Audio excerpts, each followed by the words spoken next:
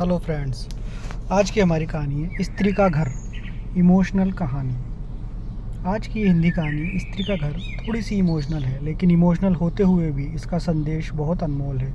आपकी आंखें थोड़ी नम करने के साथ साथ आपके दिलो दिमाग पर भी ये कहानी छाप छोड़ जाएगी। तुम्हें कितनी बार बताया है, मेरे तैयार होने से पहले मेरा नाश्ता तैयार हो जाना चाहिए। शादी के 25 सालों बाद भी मुझे क्यों बार बार एक ही बात बतानी पड़ती है? लता, तुम्हें क्या है? तुम तो आराम से घर पर रहोगी, मुझे काम पर जाना पड़ता है। तुम हो कि हमेशा बेवकूफ़ जैसी हरकत करती हो। अगर तुम ये जानबूझकर करती हो तो याद रखना, मुझसे बुरा कोई नहीं होगा। आज भी प्रशांत का पारा चढ़ा हुआ था। इन कटु शब्दों में अपना गुस्सा उतारते हुए, गीला तौलिया कुर्सी पर फेंकते हुए प्रशांत गुस्से से लता की तरफ देखने लगा। लता के लिए प्रशांत का ये बेवजह का गुस्सा कोई नई बात नहीं थी। वह महीने में 3-4 बार ऐसे ही लता पर बरस पड़ता था। पहले लता उसका विरोध किया करती थी, लेकिन जब कई सालों तक प्रशांत कोई बदलाव नहीं दिखा तो लता ने खुद को ही बदल दिया। अब प्रशांत के कुछ भी कहने से लता को कोई फ़र्क नहीं पड़ता था। प्रशांत की हर बात को वो चुपचाप सिर नीचे झुकाए सुन लेती थी। शादी के पहले 5 साल तक लता ने पूरी कोशिश की कि प्रशांत को बदला जाए, लेकिन फालतू का गुस्सा करना और बात में लता को भला बुरा कहना, ये मानो जैसे उसकी आदत बन गई थी। कोई भी वाद विवाद होता तो प्रशांत सीधा लता को बोल देता, अगर मैं तुम्हें अच्छा नहीं लगता तो क्यों नहीं चली जाती अपने मायके, क्यों रहती हो मेरे साथ? इतना सब कुछ होने के बावजूद लता प्रशांत के साथ रहती थी, क्योंकि उसे अपनी बेटी की फिक्र थी। और वह जाती भी तो कहाँ, अपने बूढ़े हो चुके माँ बाप को इस उम्र में परेशान करना वह नहीं चाहती थी। समाज और लोग क्या कहेंगे, ये भी तो उसे देखना था। बस इतनी पढ़ी लिखी थी तो नहीं थी वो खुद जाकर नौकरी कर सके और अपनी बेटी का पालन पोषण कर सके।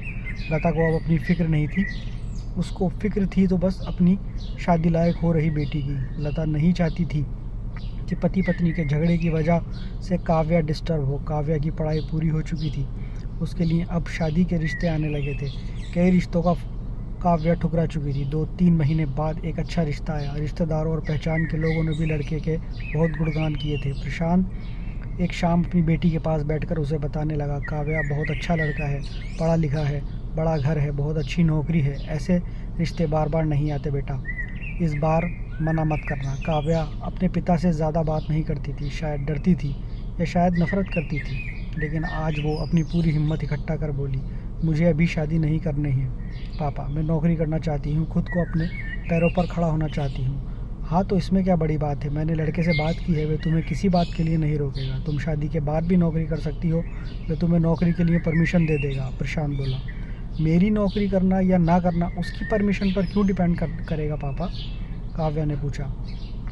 मैं कह रहा हूँ ना, तुम्हें किसी भी चीज़ की कोई कमी नहीं होगी। वहाँ ऐसे रिश्ते बार बार नहीं आते, इसे ठुकरा मत, बहुत खुश रहेगी तू वहाँ। प्रशांत बोला, पापा क्या मैं इतनी भी खुश रहूँगी जितनी मम्मी इस घर में खुश हैं?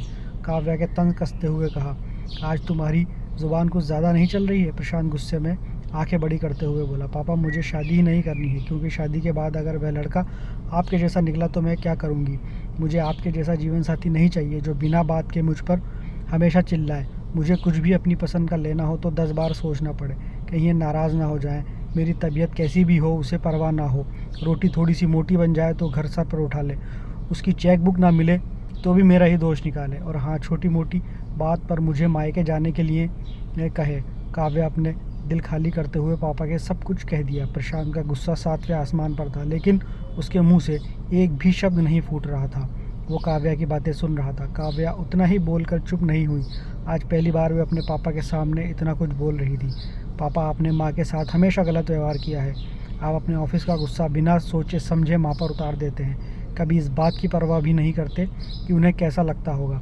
आपकी बातें सुन सुन के माँ ने अपना स्वाभिमान खो दिया। प्रशांत आज पहली बार अपने किए बर्ताव को महसूस कर पा रहा था। वो इतना ही बोल पाया, जो तुम्हारा मन करे वो करो, मैं तो इतना बुरा नहीं हूँ। काव्या ने प्रशांत का हाथ पकड़ा और बोली, पापा मुझे सिर्फ एक सवाल का जवाब दे दो, क्या आप चाहोगे कि मेरा पति आपके जैसा हो?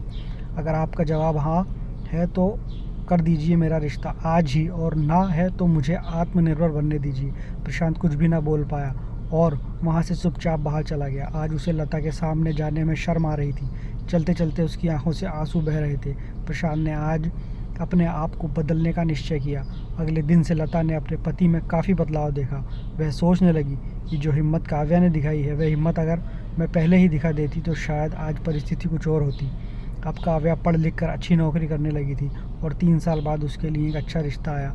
और उसकी विदाई पर प्रशांत बोला, बेटा तू हमेशा खुश रहेगी क्योंकि तेरा पति तेरे बाप जैसा नहीं है। प्रशांत की ये बात सुनकर लता और काव्या की आंखों में आंसू बहने लगे। दोस्तों, हमारे समाज में औरतों को भले ही देवी का दर्जा दिया जाता है, लेकिन वह स्वतंत्रता नहीं दी जाती जो उन्हें चाहिए।